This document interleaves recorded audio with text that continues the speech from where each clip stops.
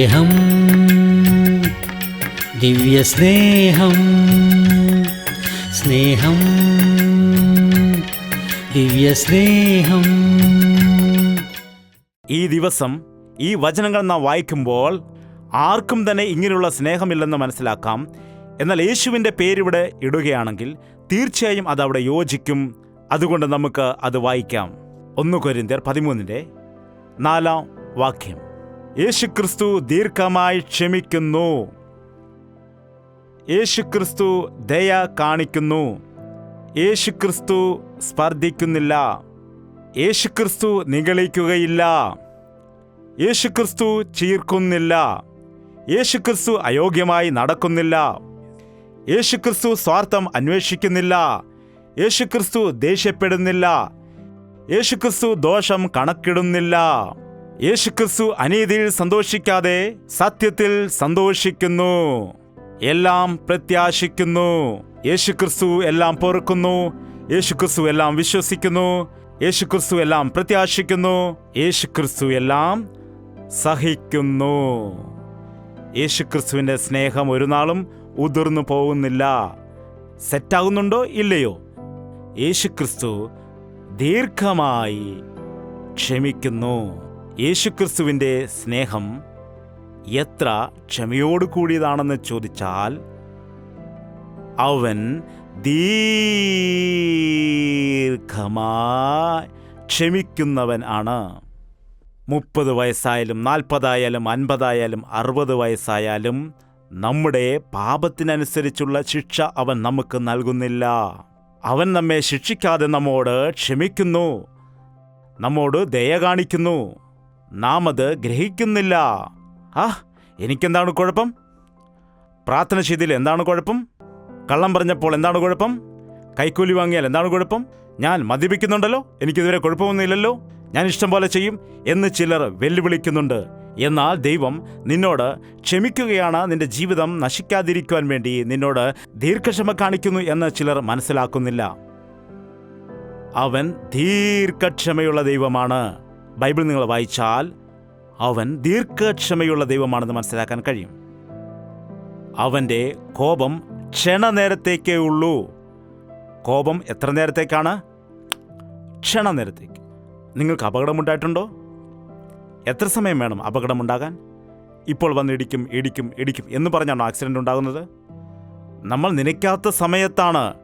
ഒരിക്കൽ എനിക്ക് ബൈക്കിൽ ആക്സിഡൻറ്റ് സംഭവിച്ചു, ഒരിക്കൽ സൈക്കിളിൽ നിന്ന് ആക്സിഡൻറ്റ് സംഭവിച്ചു, ഒരിക്കൽ എനിക്ക് കാറിൽ നിന്ന് ആക്സിഡൻ്റ് ഉണ്ടായി. എന്താണ്? ഒരു ദിവസം ഞാൻ സൈക്കിളിൽ പാട്ടൊക്കെ പാടി ഇങ്ങനെ സുഖമായി പോവുകയായിരുന്നു. അപ്പോൾ സൈക്കിളിൽ അങ്ങനെ പോയിക്കൊണ്ടിരുന്നപ്പോൾ, അങ്ങനെ മുമ്പോട്ട് പോയിക്കൊണ്ടിരുന്നപ്പോൾ റോഡിൽ ഇടിച്ചു വീഴാനിടയായി. എങ്ങനെയാണ് എന്നെ വണ്ടി വന്ന് ഇടിച്ചത്, എങ്ങനെ ഞാൻ വീണു എന്ന ഒരു കാര്യവും എനിക്ക് മനസ്സിലാക്കാൻ കഴിഞ്ഞില്ല. ആ സമയത്ത്, കാറിടിച്ച സമയത്ത് ദൈവം എന്നെ വിടുവിച്ചില്ലായിരുന്നെങ്കിൽ ഞാൻ തീർച്ചയായും ലോകത്തിൽ നിന്ന് വിട പറഞ്ഞ് പോകുമായിരുന്നു. എന്താണ്? ആ ഒരു ക്ഷണം ദൈവം നമ്മെ വിടുവിച്ചില്ല എങ്കിൽ നമ്മുടെ ജീവിതം പോകുമായിരുന്നു. എന്താണ്? കോഴിമുട്ട കൊണ്ടുവന്നിട്ട് താഴെയിടുകയാണെങ്കിൽ എന്ത് സംഭവിക്കും? സോറി എന്ന് പറഞ്ഞാൽ അത് എടുക്കാൻ കഴിയുമോ? വീണ്ടും നമുക്ക് അത് ഒരുമിച്ച മുട്ട അങ്ങനെ ആക്കാൻ കഴിയുമോ? അതുപോലെയുള്ളൂ. നമുക്ക് ദൈവം ഒരു കോഴിമുട്ട തന്നിട്ടുണ്ട്. ഇതിൻ്റെ മുകളിൽ റബ്ബർ ടയർ കയറുകയാണെങ്കിൽ എന്താണ് സംഭവിക്കുന്നത്? എന്ത് സംഭവിക്കും അപ്പോൾ? ഇതിൽ നിന്ന് ചോരയും എല്ലാം വരുവാൻ ഇടയാകും. സാധാരണ മുട്ട പൊട്ടിയാൽ നമുക്ക് ആംപ്ലേറ്റ് അടിച്ച് കഴിക്കാൻ കഴിയും. എന്നാൽ ഈ മുട്ട പൊട്ടിപ്പോയ ശവമടക്ക് നടത്തേണ്ടി വരും. ശരിയല്ലേ? ദൈവത്തിൻ്റെ കൃപയാലാണ് നാം ജീവിക്കുന്നത്. 1 മിനിറ്റിൽ 72 തവണയാണ് നമ്മുടെ ഹൃദയം ഇടിക്കുന്നത്. 1 മിനിറ്റിൽ 25 തവണ ശ്വാസോച്ഛ്വാസം നാം എടുക്കാറുണ്ട്. ടിക് ടിക് ടിക് ശബ്ദം തീർന്നാൽ ഹാർട്ട് അറ്റാക്ക് വരും. നീ വിട്ട ശ്വാസം നിനക്ക് എടുക്കാൻ കഴിയുന്നില്ലെങ്കിൽ അത്രയുള്ളൂ. എന്താണ്? മനുഷ്യൻ എത്ര വെല്ലുവിളിയാണ് നടത്തുന്നത്. നിന്റെ കാലഗതികൾ ദൈവത്തിൻ്റെ കയ്യിലാണ്. അവൻ എത്ര ക്ഷമയോടുകൂടിയാണ് ആയിരിക്കുന്നത്. അവനെ വിശ്വസിച്ചില്ലെങ്കിലും, അവൻ്റെ അടുക്കൽ വന്നില്ലെങ്കിലും, അവനെ എതിരായി നീ തീർന്നാലും, അവനെ അന്വേഷിച്ചില്ല എങ്കിലും, അവനെ ദുഃഖപ്പെടുത്തിയാലും, നീ അവൻ്റെ വാക്ക് അനുസരിച്ചില്ലെങ്കിലും, നീ എപ്പോഴെങ്കിലും മാറും, നിന്റെ ജീവിതം മാറും എന്ന് പറഞ്ഞ് അവൻ കാത്തിരിക്കുകയാണ്. അതുകൊണ്ടാണ് ദൈവവചനം പറയുന്നത്, കൂടെ ശാസന കേട്ടിട്ടും ശാഠ്യം കാണിക്കുന്നവൻ ഹോസ്പിറ്റലിലായിട്ട് 6 മാസം കൊണ്ട് മരിച്ചു പോകും എന്നാണോ? നീക്കുപോക്കില്ലാതെ നശിച്ചു പോകും. ഹോസ്പിറ്റലിൽ അഡ്മിറ്റ് ആകുന്ന സമയത്ത് നീണ്ടു നിവർന്നങ്ങനെ ബെഡിൽ കിടക്കുമ്പോൾ എന്താണ് ഓർമ്മ വരുന്നത്? അപ്പോൾ ഓർമ്മയുണ്ടാകും, മുകളിൽ എന്നെ കാണുന്നൊരു ദൈവമുണ്ട്. അപ്പോൾ വരെയും ഓഫീസും ജോലിയും കൃഷിയും പണവും കമ്പ്യൂട്ടറും എല്ലാം ശ്രദ്ധിച്ചുകൊണ്ടിരിക്കും, ദൈവത്തെങ്കിലേക്ക് നോക്കുകയില്ല. എന്നാൽ കട്ടിലിൽ ഒന്നും ചെയ്യുവാൻ കഴിയാതെ നീണ്ടു നിവർന്ന് കിടക്കുമ്പോൾ ദൈവത്തെങ്കിലേക്ക്, സ്വർഗത്തിലേക്ക് തിരിയുവാൻ ഇടയാകും. എന്താണ്? ആ സമയത്ത് ബുദ്ധി ഉണ്ടാകുവാൻ ഇടയാകും. കാലൊടിയുന്ന സമയത്ത് ശരി, ആ ദൈവദാസനെ വിളിക്കൂ, പ്രാർത്ഥന ചെയ്യാം എന്ന് ബുദ്ധി ഉണ്ടാകാൻ ഇടയാകും.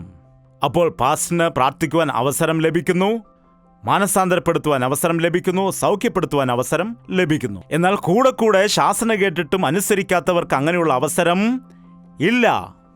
അതുകൊണ്ട് രക്ഷിക്കപ്പെടുന്ന കാര്യത്തിൽ നാം താമസിക്കരുത്. നാളെ എന്ത് സംഭവിക്കുമെന്ന് നമുക്ക് അറിയാത്തത് കൊണ്ട് നമുക്ക് പ്രാണൻ നൽകിയതായ കർത്താവിനെ നാം സ്നേഹിച്ചിട്ട് നമ്മുടെ ജീവിതം അവന് വേണ്ടി സമർപ്പിക്കണം. സ്നേഹം ദീർഘമായി ക്ഷമിക്കുന്നു. നമ്മുടെ കർത്താവ് നമ്മോട് ദയ കാണിക്കുകയാണ്. ദീർഘമായി നമ്മോട് ദയ കാണിക്കുന്നു. ദയ എന്ന വാക്കിന് അർഹത ഇല്ലാത്തവരോട് കാട്ടുന്ന കരുണ, അർഹത ഇല്ലാത്തവരോട് ക്ഷമ കാണിക്കുന്നത്, യോഗ്യത ഇല്ലാത്തവരെ അനുഗ്രഹിക്കുന്നത് എന്നാണ് അർത്ഥം. യേശുക്രിസ്തു നമ്മെ എന്തിനാണ് അനുഗ്രഹിക്കുന്നത്? പണത്തിനു വേണ്ടിയാണോ അനുഗ്രഹിക്കുന്നത്? അതോ നാം നല്ല ഭക്തരായതുകൊണ്ടാണോ അനുഗ്രഹിക്കുന്നത്? അതോ അവന് ഇഷ്ടമുള്ളവരായി ജീവിക്കുന്നത് കൊണ്ട് മാത്രമാണ് അവരോട് ദയ കാണിക്കുന്നത് എന്ന് ഉണ്ടോ? അവൻ എളിയവരോട് ദയ കാണിക്കുന്നവനാണ്, ദരിദ്രന്മാരോട് ദയ കാണിക്കുന്നു. യോഗ്യത ഇല്ലാത്തവരെ അവൻ സ്നേഹിക്കുന്നുണ്ട്. അവൻ കാൽവരി ക്രൂശിൽ കിടക്കുന്ന സമയത്ത് അടുത്തു കിടന്ന ഒരു കള്ളൻ, 2 കള്ളന്മാരിൽ ഒരുവൻ പറഞ്ഞു, നീ കർത്താവാണെങ്കിൽ ഇറങ്ങി വരൂ എന്ന്, നിന്നെയും രക്ഷിക്കൂ ഞങ്ങളെയും രക്ഷിക്കൂ എന്ന് പറഞ്ഞു. മറ്റൊരു കള്ളൻ എന്താണ് പറഞ്ഞത്? നാമും അതേ ശിക്ഷാവിധിയിൽ ഉള്ളവരാണല്ലോ, നീ ദൈവത്തെ ഭയപ്പെടൂ, നമ്മെ സംബന്ധിച്ച് ഇത് ന്യായമായ ശിക്ഷ, എന്നാൽ ഇവനിൽ ഒരു ദോഷവും കാണുന്നില്ല. ഞാൻ ദോഷിയാണ്, ഞാൻ ശിക്ഷയ്ക്ക് അർഹനാണ്, എന്നാൽ ഇവൻ നിർദോഷിയാണെന്ന് അവൻ വിശ്വസിച്ചു. അവങ്കിലേക്ക് തിരിഞ്ഞിട്ട്, യേശുവേ, നീ രാജാവായി വരുന്ന സമയത്ത് എന്നെയും ഓർക്കണമേ എന്ന് പറഞ്ഞു. നിന്റെ ഇഷ്ടം പോലെ ഈ ഭൂമിയിൽ ജീവിച്ച് ദൈവത്തിന് എതിരായിട്ട് നീ ജീവിച്ചിട്ട് സ്വർഗരാജ്യത്തിലേക്ക് ഞാൻ നിന്നെ കൂട്ടിക്കൊണ്ടു പോകണമോ എന്ന് പറഞ്ഞോ? എന്താണ്? നീ പോയി സ്നാനപ്പെട്ടിട്ട് വരൂ എന്ന് പറഞ്ഞോ? അത് സാധിക്കില്ല എന്ന് കർത്താവ് പറയാനിടയായോ? എന്താണ് കർത്താവ് പറഞ്ഞത്? ഇന്ന് നീ എന്നോടൊപ്പം പരദീസയിലിരിക്കും. അവനോട് ദയ കാണിച്ചു. ദയ കാണിക്കുന്നത് യാചിക്കുന്നവരോട് ദയ കാണിക്കുന്നതല്ല. ചിലർ യാചിക്കാറുണ്ട്, ചിലർ ദൈവത്തോടും അങ്ങനെ യാചിക്കാറുണ്ട്. കർത്താവെ, നീ അത് തന്നാൽ ഞാൻ ഇങ്ങനെ ചെയ്യാം, അത് തന്നാൽ ഇങ്ങനെ ചെയ്യാം എന്ന് കർത്താവിനോട് ചിലർ യാചിക്കാറുണ്ട്. കർത്താവെ, നീ 1,00,000 രൂപ തന്നാൽ നിനക്ക് ദശാംശം തരാം. 1,00,000 രൂപ ദൈവം തന്നാൽ നീ ദശാംശം കൊടുക്കുമെന്നോ? എന്താണ്? അനേകം ആളുകൾ ഇക്കാലത്ത് ദൈവത്തോട് അങ്ങനെ കണക്ക് പറയാറുണ്ട്. യാക്കോബ് ദൈവത്തോട് പറഞ്ഞു, കർത്താവേ, നീ ഞാൻ പോകുന്ന വഴിയിൽ നീ എന്നോട് കൂടെയിരുന്ന് എനിക്ക് കഴിക്കാൻ ആഹാരവും ധരിക്കാൻ വസ്ത്രവും തന്നാൽ നീ എൻ്റെ ദൈവമായിരിക്കും, ഞാൻ നിനക്ക് ദശാംശം നൽകാം, ഇവിടെ നിന്റെ ആലയം പണിയാം എന്നവൻ ദൈവത്തോട് നേർച്ച നേർന്നു. എന്നാൽ ദൈവം അവൻ്റെ കൂടെയിരുന്നു. ദൈവം നല്ലവനാണ്. എന്താണ്? അവൻ വലിയവനാണ്, അവൻ ദയ കാണിക്കുന്ന ദൈവമാണ്. എന്നാൽ അതല്ല യഥാർത്ഥമായ അനുഗ്രഹമെന്ന് പറയുന്നത് എന്ന് മനസ്സിലാക്കി പിന്നീട് ദൈവത്തോട് പോരാടി, നീ എന്നെ അനുഗ്രഹിച്ചല്ലാതെ ഞാൻ നിന്നെ വിട്ടുമാറില്ല എന്ന് പറയാനിടയായി. ദൈവത്തിൻ്റെ അനുഗ്രഹം നമ്മോടൊപ്പമുണ്ടെങ്കിൽ നമ്മുടെ ആഹാരവും വസ്ത്രവും എല്ലാം നമുക്കുണ്ടായിരിക്കും. മുന്നമേ അവൻ്റെ രാജ്യവും നീതിയും അന്വേഷിക്കുക, എന്നാൽ ഇതെല്ലാം നിങ്ങൾക്കുണ്ടാകും എന്ന് പറഞ്ഞു. ദൈവത്തിന്റെ അടുക്കൽ ചെന്നിട്ട് ഇങ്ങനെയുള്ള കാര്യങ്ങൾ നിങ്ങൾ ചോദിക്കേണ്ട ആവശ്യമില്ല. അവൻ സർവശക്തനായ ദൈവമാണ്. സർവശക്തനായ കർത്താവായ ദൈവത്തിന്റെ അടുക്കൽ ചെന്നിട്ട് ചെറിയ കാര്യങ്ങൾ ചോദിക്കരുത്, വൻ കാര്യങ്ങൾ ചോദിക്കൂ. ദൈവഭക്തനായി വില്യം കേരി പറഞ്ഞു, ദൈവത്തിൽ നിന്ന് വൻ കാര്യങ്ങൾ പ്രതീക്ഷിക്കൂ, അവനു വേണ്ടി വൻ കാര്യങ്ങൾ ചെയ്യുക എന്ന്. ദൈവം സ്നേഹവാനാണ്, ദയ കാണിക്കുന്നവൻ, ദീർഘക്ഷമയുള്ളവൻ. നാം ചോദിക്കുന്നതിലും നനയ്ക്കുന്നതിലും അധികമായി നമുക്ക് നൽകുന്ന ദൈവമാണ് അവൻ. സ്നേഹം സ്പർദ്ധിക്കുന്നില്ല. സ്പർദ്ധ എന്നാൽ അർത്ഥം അറിയാവുന്നവർ കൈ ഉയർത്തുക. മത്സരം അറിയാമോ? അസൂയ എന്താണെന്നറിയാമോ? ഹൃദയം നിറയെ, മനസ്സ് നിറയെ. എത്ര തരത്തിലുണ്ട്! അസൂയ നിന്റെ അസ്ഥികൾക്ക് ഉരുക്കമാകുന്നു. അസൂയ കാണിക്കരുത്, സ്നേഹിക്കുക. സ്നേഹം ഉള്ളിടത്ത് അസൂയ കാണില്ല, അസൂയുള്ളിടത്ത് സ്നേഹം കാണുകയില്ല. നിനക്ക് അസൂയ ഉണ്ടെങ്കിൽ ദൈവത്തിൻ്റെ സ്നേഹം നിന്നിലില്ല. യേശുക്രിസ്തു ഈ ലോകത്തിലായിരുന്നപ്പോൾ അവൻ ആരോടും അസൂയപ്പെട്ടില്ല. അവനോട് എല്ലാവരും അസൂയപ്പെട്ടു. പരീശന്മാർ അവനെ കണ്ട് അസൂയപ്പെട്ടു എന്ന് വചനം പറയുന്നു. അവനെ കൊല്ലുവാൻ ശ്രമിച്ചു എന്ന് പറയുന്നു. എന്നോട് അസൂയ കാണിക്കുന്നോ എന്ന് പറഞ്ഞ് നാം മറ്റുള്ളവരുടെ നേരെ തിരിയുന്നു. നമ്മോട് ആരെങ്കിലും അസൂയപ്പെട്ടാൽ നാം അവരോട് നേരെ പിണങ്ങേണ്ട കാര്യമില്ല. അസൂയ അസ്ഥികൾക്ക് ഉരുക്കമാകുന്നു, നശിപ്പിക്കുന്നു. സ്നേഹമില്ലാത്ത അവസ്ഥ. ഇപ്പോൾ എവിടെ നോക്കിയാലും സ്നേഹമില്ല, അസൂയ മാത്രമാണ്. നല്ല ഒരു ഷർട്ടുണ്ടെങ്കിൽ സ്വന്തം ചേട്ടനും അനുജനും അല്ലെങ്കിൽ സ്വന്തം കൂടപ്പിറപ്പുകൾ തമ്മിൽ ഒരാളെക്കാൾ മറ്റൊരാൾ നന്നായിരിക്കുന്നുവെങ്കിൽ പോകട്ടെ, എന്നേക്കാൾ അവൾ നന്നായിരിക്കുന്നുവല്ലോ എന്ന്, അല്ലെങ്കിൽ എൻ്റെ സഹോദരൻ നന്നായിരിക്കട്ടെ, എൻ്റെ സഹോദരൻ നന്നായിരിക്കട്ടെ എന്നൊന്നും വിചാരിക്കാതെ എനിക്കില്ല എങ്കിൽ പിന്നെ അവന് എന്തിനാണെന്ന് ഇന്നുള്ള മനുഷ്യരെല്ലാം അങ്ങനെയാണ് ചിന്തിക്കുന്നത്. എൻ്റെ മകൻ 10ാം ക്ലാസ്സിൽ തോറ്റുപോയി, അവൻ്റെ മകൻ ജയിച്ചു. പിന്നെ അന്നു മുതൽ വഴക്കാണ്. എങ്ങനെയാണ് അവൻ ജയിക്കാനിടയായത്? അവൻ്റെ മകൻ തോറ്റതിനേക്കാൾ കൂടുതൽ സങ്കടം മറ്റുള്ളവൻ്റെ മകൻ ജയിച്ചു എന്ന വിഷയത്തെക്കുറിച്ചാണ്. യഥാർത്ഥത്തിൽ ലോകത്തിൽ സ്നേഹമുണ്ടെങ്കിൽ ഇങ്ങനെയുള്ള മത്സരം കാണില്ല, ഇങ്ങനെയുള്ള ചീപ്പ് മെന്റാലിറ്റി കാണില്ല, ഇങ്ങനെ നീചമായ ചിന്താഗതികൾ ഉണ്ടാവുകയില്ല. കരയുന്നവരോടൊപ്പം കരയൂ, ചിരിക്കുന്നവരോടൊപ്പം ചിരിക്കൂ എന്നാണ് കർത്താവ് പറയാനിടയായത്. ആരെങ്കിലും സന്തോഷിക്കുന്നത് കണ്ടാൽ നിങ്ങൾക്ക് കരച്ചിലുണ്ടാകുമോ? ആരെങ്കിലും കരയുന്നത് കണ്ടാൽ നിങ്ങൾക്ക് സന്തോഷമുണ്ടാകുമോ? ഇത് പിശാചിന്റെ സ്വഭാവം ആകുന്നു. സ്നേഹമുള്ളവനാണെങ്കിൽ കരയുന്നവരോടൊപ്പം കരയും.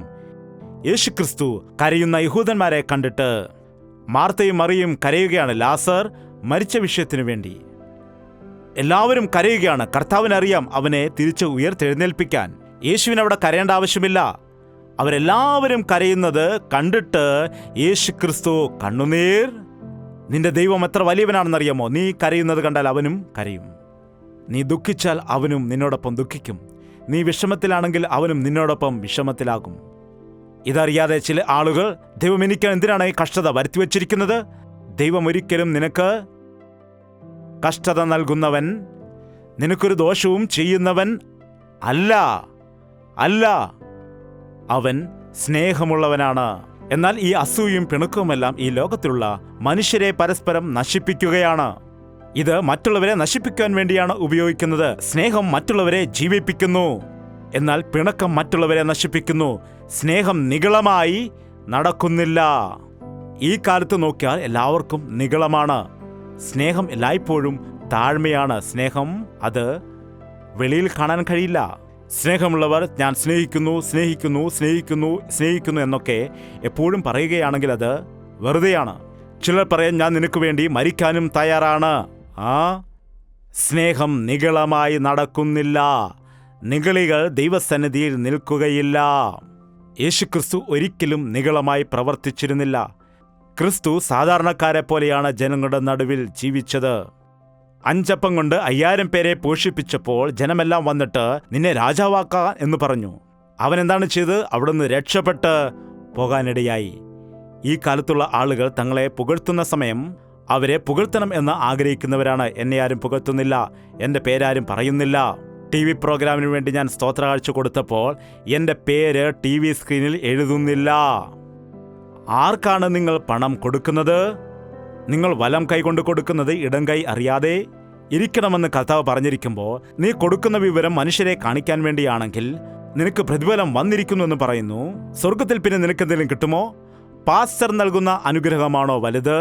കർത്താവ് നൽകുന്ന അനുഗ്രഹമാണോ വലുത്? എന്തിനാണ് മനുഷ്യരുടെ പുകഴ്ത്തലിന് വേണ്ടി നീ ആഗ്രഹിക്കുന്നത്? ദൈവം നിന്നെ കാണുന്നുണ്ട്. ഒരു ഗ്ലാസ് വെള്ളം കൊടുത്താലും അതിന് പ്രതിഫലം നൽകും. നിന്റെ മുൻപിൽ ഞാൻ 0 പൂജ്യത്തിന് എത്രയാണ് വില എന്ന് പറയാമോ? 2 പൂജ്യമാണെങ്കിൽ, 3 പൂജ്യമാണെങ്കിൽ, 100 പൂജ്യമാണെങ്കിൽ, എത്ര പൂജ്യമാണെങ്കിലും അത് 0. എന്നാൽ ആ 100 പൂജ്യത്തിൻ്റെ വശത്ത് 1 വന്നാൽ അതിൻ്റെ വിലയെത്രയാണ്? കോടികൾ കോടികളാകും. എന്താണ്? കർത്താവ് നമ്മുടെ പക്ഷത്തുണ്ട് എങ്കിൽ നമുക്ക് വിലയുണ്ട്. കർത്താവില്ലെങ്കിൽ നമ്മുടെ വില 0. എന്താണ്? ഒരുവൻ ലോകം മുഴുവൻ നേടിയിട്ടും തൻ്റെ ആത്മാവിനെ നഷ്ടപ്പെടുത്തുകയാണെങ്കിൽ അവന് എന്ത് പ്രയോജനം? ദയവുചെയ്ത് എഴുന്നേറ്റ് നിൽക്കൂ. എല്ലാവർക്കും തലകളെ വണക്കാം, പ്രാർത്ഥിക്കാം. എഴുന്നേൽക്കുക. ഈ സ്നേഹത്താൽ നമ്മുടെ ഹൃദയങ്ങളെ നമുക്ക് നിറയ്ക്കാം. എത്രയോ പേർ സ്നേഹമില്ലാതെ നശിച്ചു പോകുന്നു. സ്നേഹിക്കുവാൻ ആരുമില്ലാതെ സങ്കടത്തോടെ കരയുന്നവരുണ്ട്. ഡിപ്രഷനിൽ അകപ്പെട്ടു പോകുന്നവരുണ്ട്.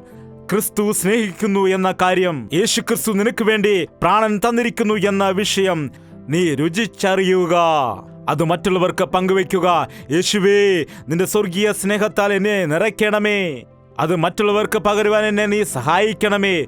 കോപത്തിൽ നിന്ന് എന്നെ വിടുവിക്കണമേ. അഹങ്കാരത്തിൽ നിന്ന് വിടുവിക്കണം. അശുദ്ധമായ കാര്യങ്ങളിൽ നിന്ന് വിടുവിക്കണം. അനുസരണയോടെ ജീവിക്കാൻ വേണ്ടി കർത്താവെ സഹായിക്കണം. യേശുവേ, നിന്റെ സ്നേഹത്താൽ നിറഞ്ഞ് ക്ഷമയോടുകൂടി എന്നെ വിദ്വേഷിക്കുന്നവരോട് ക്ഷമിക്കുവാനുള്ള കൃപ ഞങ്ങൾക്ക് നൽകുമാറാകണമേ. ശത്രുക്കളെപ്പോലും സ്നേഹിക്കുന്ന ആ യേശുവിന്റെ സ്നേഹം ഞങ്ങൾക്ക് നൽകണമേ. എൻ്റെ വീട്ടുകാരെ എനിക്ക് സ്നേഹിക്കുവാൻ കഴിയുന്നില്ല. എൻ്റെ സ്വന്തക്കാരെ എനിക്ക് സ്നേഹിക്കുവാൻ കഴിയുന്നില്ല. അതുകൊണ്ട് ഞങ്ങളുടെ ജീവിതം നരകതുല്യമാകുന്നു. അതുകൊണ്ടാണ് ഞങ്ങളുടെ കുടുംബത്തിൽ സമാധാനമില്ലാത്തത്. നിന്റെ സ്നേഹം ഞങ്ങൾക്ക് നൽകണമേ. നിന്റെ സ്നേഹം ഞങ്ങളുടെ കുടുംബത്തിൽ നീ നിറയ്ക്കണമേ. എല്ലാവരും ഒരുമിച്ച് പ്രാർത്ഥിക്കുക. ഒരു പ്രാവശ്യം ഞങ്ങളുടെ ജീവിതത്തെ നീ നോക്കണമേ. ഞങ്ങളുടെ ജീവിതം ഉണങ്ങിയ അവസ്ഥയിലായിരിക്കുന്നു. സ്നേഹമില്ലാതെ ഉണങ്ങിയിരിക്കുന്നു. അസൂയയും വിദ്വേഷവും ഞങ്ങളിൽ കാണുന്നുണ്ട്. സ്വാർത്ഥത ഞങ്ങളിൽ ഉണ്ട്. അനുസരണക്കേട് ഞങ്ങളിൽ കാണുന്നുണ്ട്. അശുദ്ധി ഞങ്ങളുടെ ജീവിതത്തിൽ കാണപ്പെടുന്നുണ്ട്. ഈ അന്ത്യനാളുകളിൽ സ്നേഹം തണുത്തുപോയിരിക്കുന്നു. യഥാർത്ഥമായ സ്നേഹമില്ലാതെ, നിസ്വാർത്ഥ സ്നേഹമില്ലാതെ അനേകരാൽ വഞ്ചിക്കപ്പെടുന്നതായ നമ്മുടെ തലമുറകൾ, അനേകർ നശിച്ചു പോകുന്ന അവസ്ഥയിലായിരിക്കുന്നു. സ്നേഹിച്ചിട്ട് വഞ്ചിക്കുന്നതായ അനേക വിഷയങ്ങൾ ഞങ്ങളുടെ ചുറ്റുപാടും കാണുന്നുണ്ട്. ദൈവമേ, ഇങ്ങനെയുള്ള ഭീതികരമായ ഈ അവസ്ഥയിൽ യേശുവിന്റെ സ്നേഹത്തെ ഞങ്ങളുടെ ഹൃദയത്തിൽ പകരണമേ. നിന്റെ സ്നേഹം ഞങ്ങളുടെ മുതിർന്നവരിൽ ഉണ്ടായിരിക്കുന്നതിനായി, നിന്റെ സ്നേഹം ഞങ്ങളിൽ നിലനിൽക്കുന്നതിന് വേണ്ടി ഞങ്ങളുടെ സംസാരത്തിൽ, പ്രവൃത്തിയിൽ യേശുവിന്റെ സ്നേഹത്തിനെ കാണിച്ചു കൊടുത്ത് ഈ ലോകത്തിന് യേശുക്രിസ്തു ആരെന്ന് വെളിപ്പെടുത്തി കൊടുക്കുവാൻ ഞങ്ങളെ നീ സഹായിക്കണമേ. ഞങ്ങളുടെ ഹൃദയത്തിലെ വിദ്വേഷം, അസൂയ, ഗർവം, പക, പിണക്കം ഇതെല്ലാം ഞങ്ങളുടെ ജീവിതത്തെ നശിപ്പിക്കുന്നുവെന്ന് മനസ്സിലാക്കിക്കൊണ്ട് ഇപ്പോൾ തന്നെ അതെല്ലാം ഉപേക്ഷിക്കുവാൻ നീ ഞങ്ങൾക്ക് സഹായിക്കണമേ. ക്ഷമയും മനസ്സലിയുമുള്ളവരായി, നന്ദി നിറഞ്ഞ ഹൃദയത്തോടു കൂടിയുള്ളവരായിട്ട് നിന്റെ സാക്ഷിയായി ദിനംതോറും നിൽക്കുന്നതിന് വേണ്ടി ഇവിടെ കടന്നു വന്നിരിക്കുന്ന എല്ലാ വ്യക്തികളെയും നിന്റെ സ്നേഹത്തിന് കീഴിലാക്കണമെന്ന് പ്രാർത്ഥിക്കുകയാണ്. യേശു ക്രിസ്തുവിന്റെ നാമത്തിൽ അപേക്ഷിക്കുന്നു പിതാവേ. ആമേൻ, ആമേൻ, ആമേൻ.